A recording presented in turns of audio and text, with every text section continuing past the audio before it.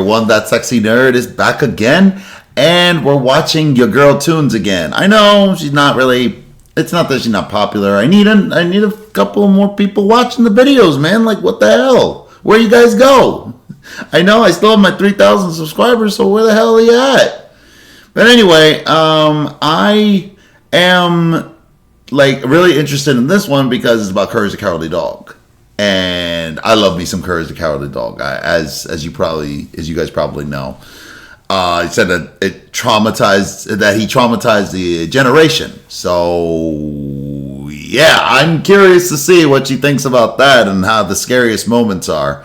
So yeah, not much to say. Let's just get into it. And remember, please smash that like button if you want to see more sexy and nerdy content, and subscribe if you think I deserve it. I remember sign up for my Patreon for all my latest reactions to all my latest videos. And let's do this thing, y'all. Turn the slab. Get out.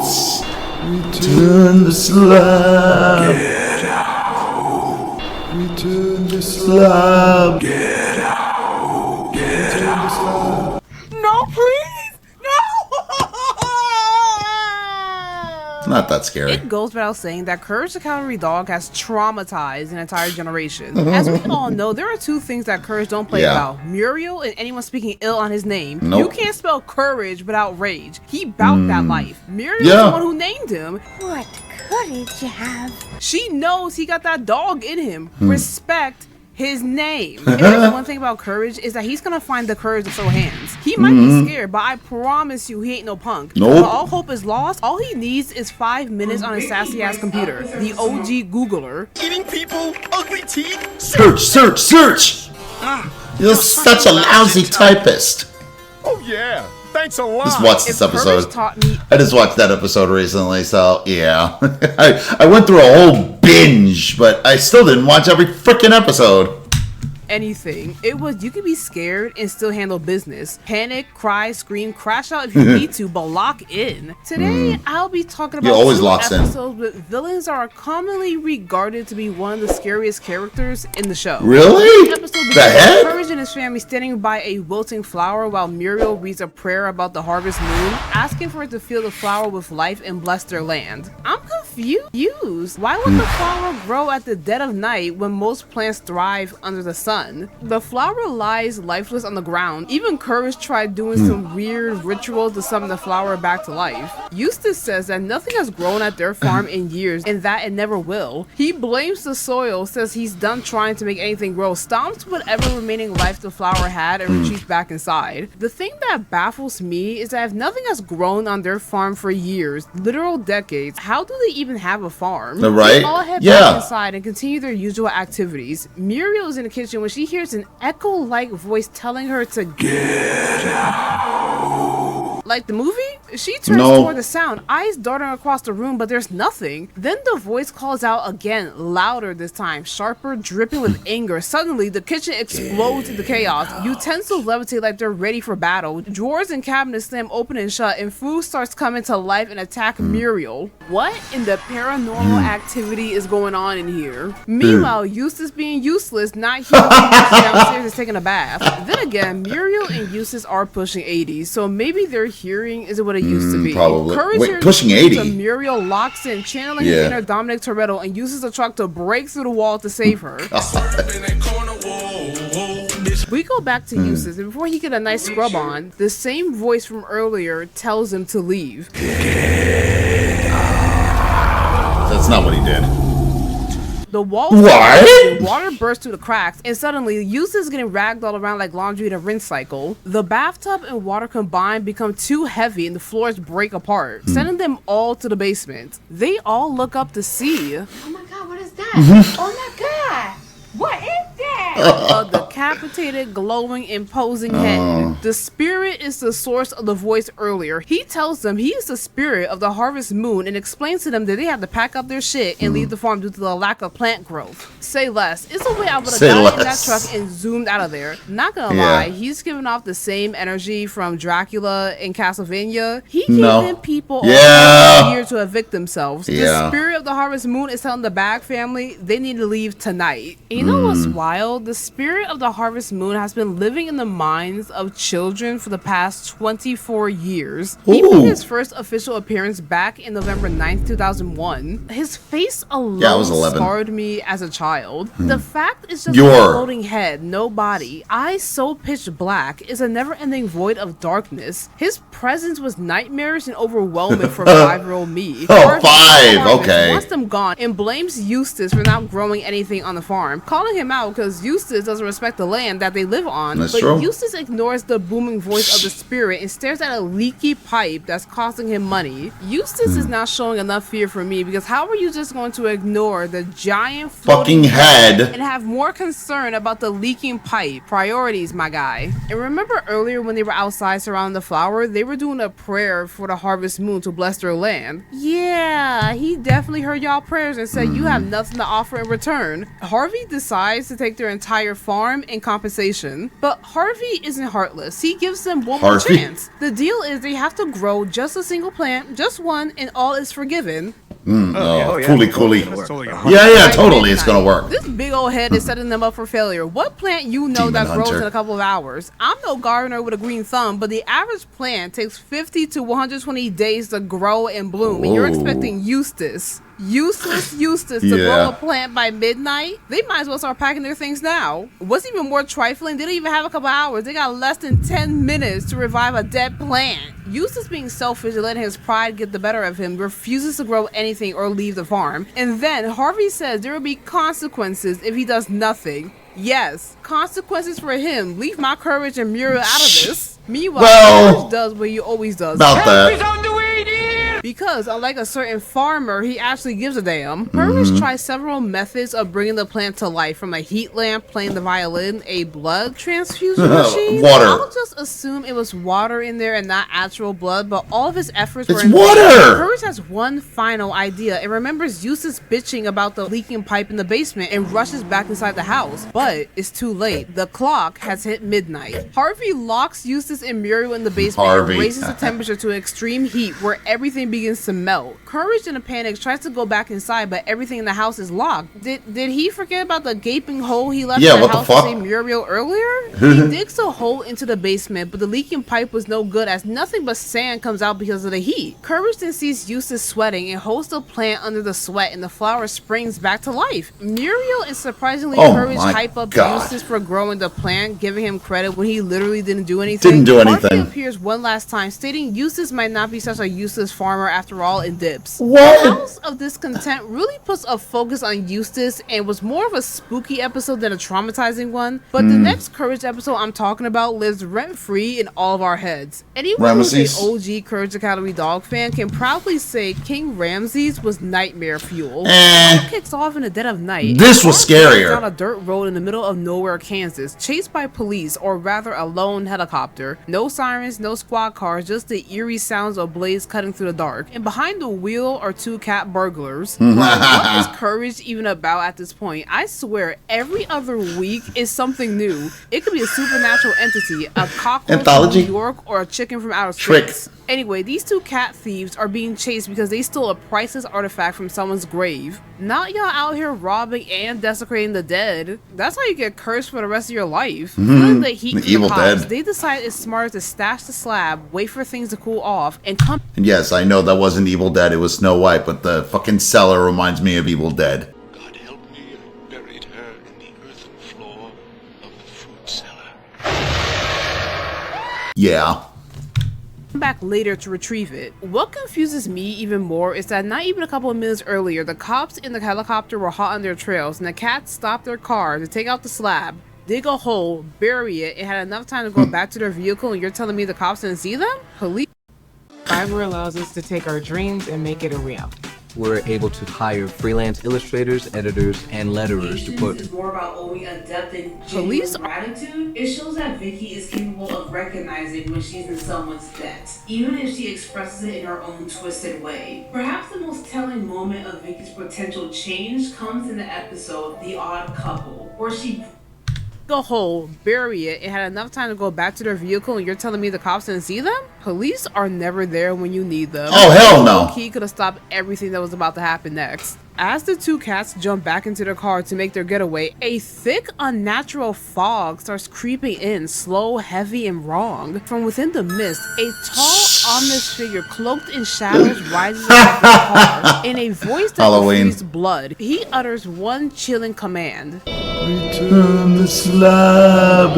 And they immediately get clapped. A swarm of locusts devour the car and the two cats inside. And if you're wondering where they bury the object they stole, near the water pump that belongs to Courage's family. And of course, the police helicopter with impeccable uselessness completely misses the carnage below and just keeps flying by. Courage, being nosy, decides to be a good boy and mind his business, because whatever's going on out there has nothing to do with him. Until the next morning, Courage cannot contain his curiosity and digs up the artifact. You know, a part of me wants to be mad at Courage for doing this, but then again, I have to remember he's still a dog, and isn't their nature to dig up random shit. He brings it back home to Muriel and Useless, and how the artifact contains symbols of a mummy, water, a record player, and locusts. Surely these symbols won't come back and haunt them later. No, not at all. Calls it garbage and tosses the rock out the window. You know what? For once, he actually does something good. Stupid dog, always bringing garbage into the house. Garbage! Track my previous statement. Moments later, the Nowhere News interrupts the piece with a breaking story. The stolen artifact from last night, the one snatched by those two dearly departed cat burglars, made they rest in several pieces, is actually worth $1 million. That 1 million just threw out is the missing slab of none other than King Ramses himself. The second Useless hears $1 million, that man turns into the Flash and sprints outside, grabs the slab like it's a winning lottery ticket, and suddenly he's all smiles, calling in his ticket of fortune. Meanwhile, Muriel, being a little angel on his shoulder, tries to talk sense into him, saying they need to return it since it was stolen. I forgot about that. But Courage, the only one paying attention, notices something chilling. The first symbol, the one with the mummy, has quietly vanished from the slab's surface. Thankfully, Nigel Thornberry's distant cousin comes by to retrieve the slab and take it off their hands. Courage starts hitting that Nicki Minaj speech, begging for Useless to give the slab back. Oh,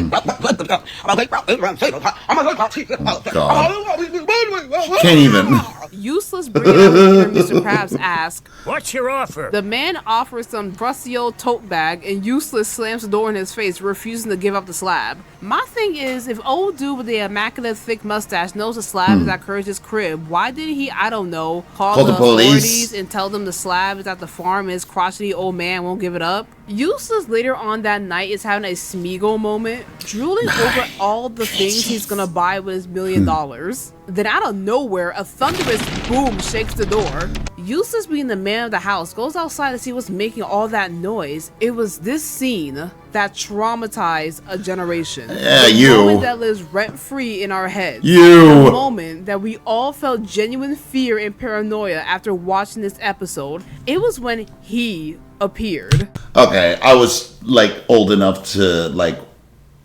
I was old enough when the show came out. I was 11, so I'm probably a lot older than this girl. But yeah, I don't think any Courage the Cowardly Dog. Like, I think a couple of things just kind of scared me. Was the girl turning around and yeah, I think that's it. Just spinning her head around. I think that was it. It was more funny than anything. Yeah.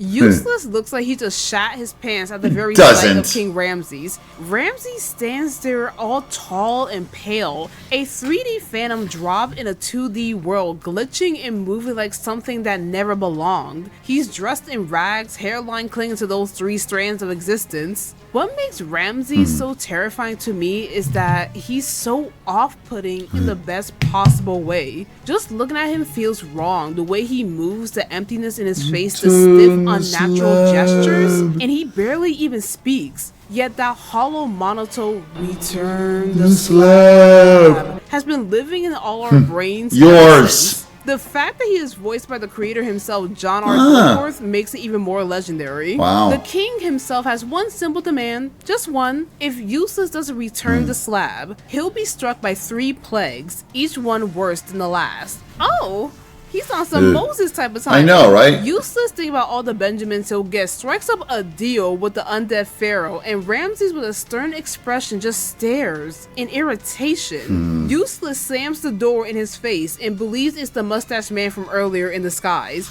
And just like So that, dumb. ladies and gentlemen, Useless greed and God, Useless is basically like every single old curmudgeon person who doesn't know a thing about the world, even though they lived to as long as they could, and they think that their old days is like, you know, when things were better. Fuckers.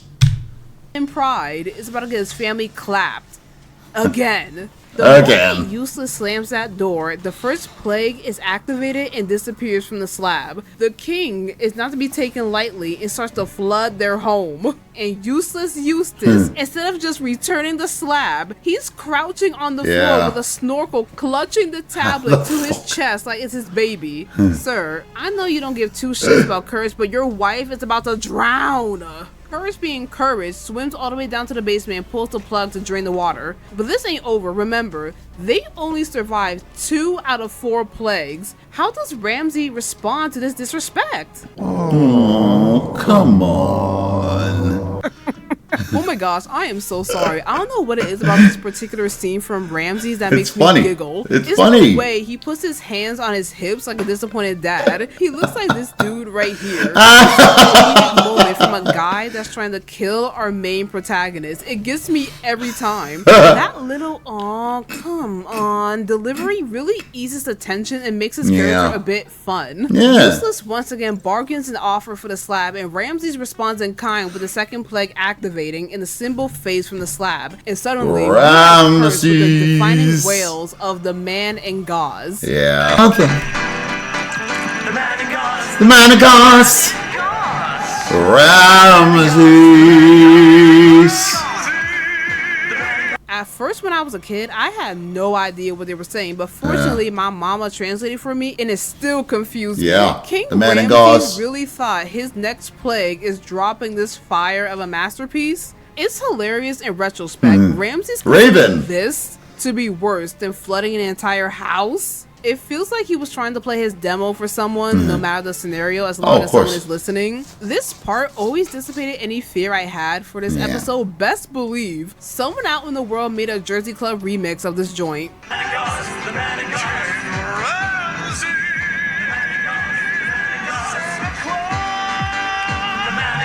The reason it's so torturous for the Bag family is the high-pitched ringing, the endless repetition, and the fact that the lyrics seem to loop forever. It's like blasting Taylor Swift's Life of a Showgirl at maximum volume for eternity. Useless once again being a selfish human being and husband plugs his ears with cotton and leaves Muriel suffering through the sonic hellscape. How these two never got divorced is crazy to me. Courage finds the source of the noise behind the boulder, destroying the record player and ending the plague. You would think after the house flooded and nearly becoming death, he will return the slab, but Useless, still being hard-headed, refuses to do so without getting paid. So, you telling me money is more important to you than your wife, dog, house, and life? Useless for the last time demands millions from Ramses in exchange for the slab, and just like clockwork, the king unleashes his third and final plague. The Locust. Out of all 3, this one is by far the most nightmarish. Imagine a swarm of bugs descending on you, hundreds, thousands, moving as one living shadow. Jurassic. And yes, these Jurassic are the World same Dominion that devoured the cat burglars last night. What the hell? Storm of locusts devoured everything in their path, and Courage wrestles with Eustace for the slab. It isn't until the swarm has devoured half the house that Eustace finally pauses, realizing maybe this cursed artifact isn't worth dying for. Meanwhile, Muriel is out here stress baking. Oh, this poor woman is going through it. Courage finally has the slab and tosses that mud out the field with only a smidge of the house remaining. And you know what?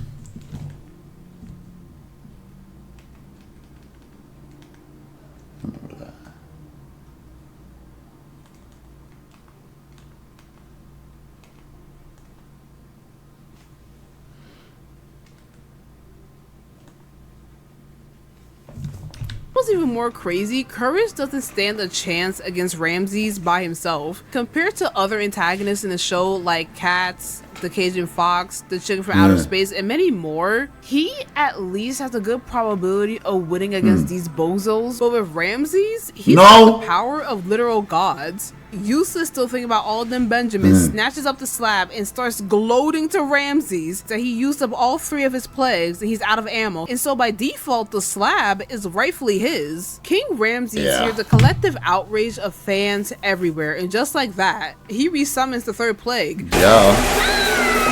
Honestly, music to my ears. The episode closes with the house in ruins. Muriel and Courage just chilling on the chair, completely unbothered that Useless got ate up and out of sight. Who cares? Watch the news with the mustache man reporting that the slab has been safely returned to the Pharaoh's tomb in Egypt and will remain protected for all time. In a final ironic twist, the last shot shows Useless himself being perched on top the slab, replacing Ramses as punishment for his greed, yelling, "What's your offer?"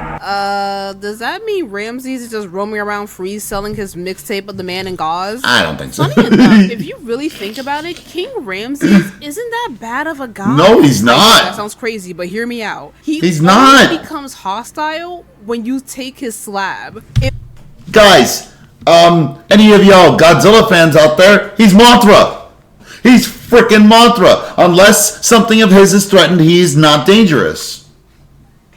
It all started with the cat thieves that stole it from his tomb. If someone simply has it, he politely asks for it to be returned to him. It's only when they refuse that he unleashes his curses. When Eustace kept the slab, Courage and Muriel were affected as well. Yes, they were collateral damage. But once Eustace left the house, still refusing to return it, Ramses' wrath only targeted him and him alone. I guess that goes to show that Ramses preferred to punish the guilty. Even more telling, the Bag family who stumbled upon the slab by pure accident were given multiple chances to return it. The actual thieves, however, got zero mercy. In other words, Ramsey isn't just terrifying, he's fair in his own horrifying supernatural way. Well, these are the 2 episodes that had me trouble sleeping when I was a kid and lived in my mind for the past 20 years without paying any rent. The other 2 that disturbed my mental psyche was the Perfection episode and the Remembrance of Courage Past that had me bawling my eyes out. Honestly, I think that one, that last one she mentioned is actually the final episode. Fucking ridiculous. That one actually really lives in my brain, the last episode, because, boy, it's really sad. And, just the animal abuse. Just, damn. But yeah, I really like that. I don't agree. I don't think any episode really scared me when I was a kid. Again, I was, like, old enough to get through it. But yeah, I mean, maybe if I watch it again, maybe I will. I mean, the only one that kind of like came close maybe was the Weremole episode, and I think that was because it was my introduction to Courage the Cowardly Dog. It was like the first episode I ever saw. But it was mostly because of the music and people, and basically the Weremole eating and fucking Muriel being a freaking werewolf. So yeah. But yeah, were there any episodes that actually scared you as a kid that weren't on this thing? Let me know in the comments. And remember, please smash that like button if you want to see more sexy and nerdy content, and subscribe if you think I deserve it. And remember, sign up for my Patreon for all my latest reactions to my latest videos. And I'll see you all in the next episode.